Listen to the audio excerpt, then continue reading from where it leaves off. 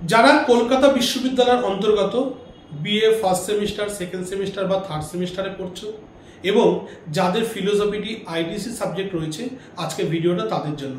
আজকের এই ভিডিওতে আমি মূলত আলোচনা করব ফিলোসফির আইডিসি সাজেশন নিয়ে। So student, this is Rajib sir, welcome to my channel Pragati learning diary.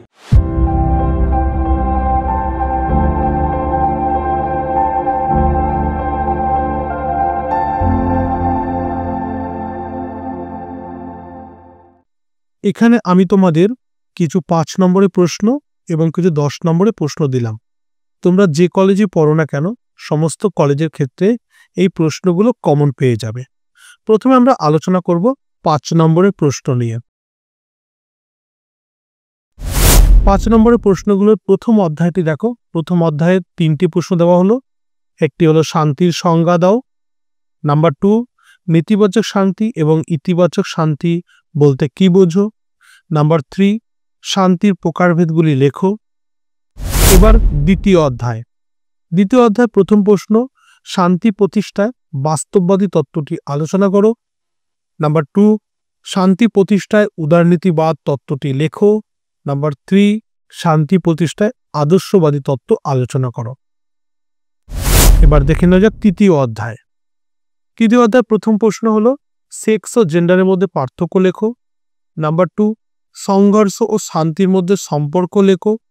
Number 3, লিঙ্গ ও শান্তির মধ্যে সম্পর্ক আলোচনা করো। নাম্বার 4, লিঙ্গ ও সংঘর্ষের মধ্যে সম্পর্কগুলি লেখো। এবার দেখে নাও চতুর্থ অধ্যায় প্রথম প্রশ্নটি হলো রবীন্দ্রনাথ ঠাকুরের মানবতাবাদ সম্পর্কে আলোচনা করো। নাম্বার 2, গান্ধীজির অহিংস নীতি আলোচনা করো। নাম্বার 3, শান্তি সম্পর্কে কান্টের দৃষ্টিভঙ্গি আলোচনা করো। এবং নাম্বার 4, স্থিতিশীল ও টেকসই শান্তি বলতে কি বোঝো। এবার দেখে নেওয়া যাক 10 নম্বরের প্রশ্ন। 10 নম্বরের প্রথম প্রশ্নটি হলো শান্তির ধারণাটি আলোচনা করো। নাম্বার 2, শান্তির প্রকারভেদগুলি আলোচনা করো। নাম্বার 3, ইতিবাচক শান্তি এবং নেতিবাচক শান্তি বলতে কি বোঝো আলোচনা করো। নাম্বার 4, স্থিতিশীল শান্তি বা টেকসই শান্তি সম্পর্কে আলোচনা করো। এবার দ্বিতীয় অধ্যায় প্রথম প্রশ্ন, শান্তি পাঠের উদারনৈতিক তত্ত্বটি আলোচনা করো। নাম্বার 2, শান্তি পাঠের আদর্শবাদী বা ভাববাদী তত্ত্বটি আলোচনা করো। নাম্বার 3, শান্তি পাঠের বাস্তববাদী তত্ত্বটি আলোচনা করো। নাম্বার 4, শান্তি প্রতিষ্ঠার ক্ষেত্রে বাস্তববাদ এবং উদারনীতিবাদের মধ্যে পার্থক্য লেখো। এবার দেখো তৃতীয় অধ্যায় প্রথম প্রশ্নটি হলো সেক্স ও জেন্ডারের সংজ্ঞা দাও, উভয়ের মধ্যে পার্থক্য লেখো। নাম্বার 2, জেন্ডারের ধারণার উদ্ভব ও বিকাশ সম্পর্কে আলোচনা করো। নাম্বার 3, জেন্ডার সমতা বলতে কি বোঝো আলোচনা করো। নাম্বার 4, লিঙ্গ সংঘর্ষ এবং শান্তির সম্পর্ক বিশ্লেষণ করো।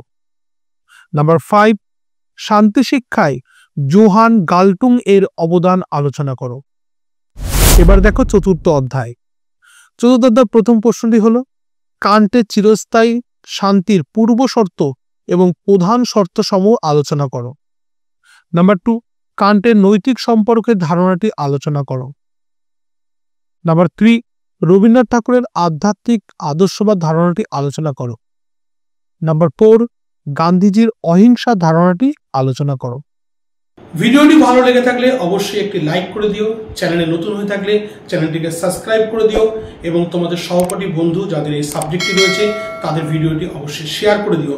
আর এই বিষয়ের উপর নতুন কোনো ভিডিও চাইলে তোমরা কমেন্ট করে জানিও। আর যদি তোমরা অনলাইনে বা অফলাইনে টিউশন করতে চাও তবে নিচে দেওয়া নাম্বারে যোগাযোগ করতে পারো।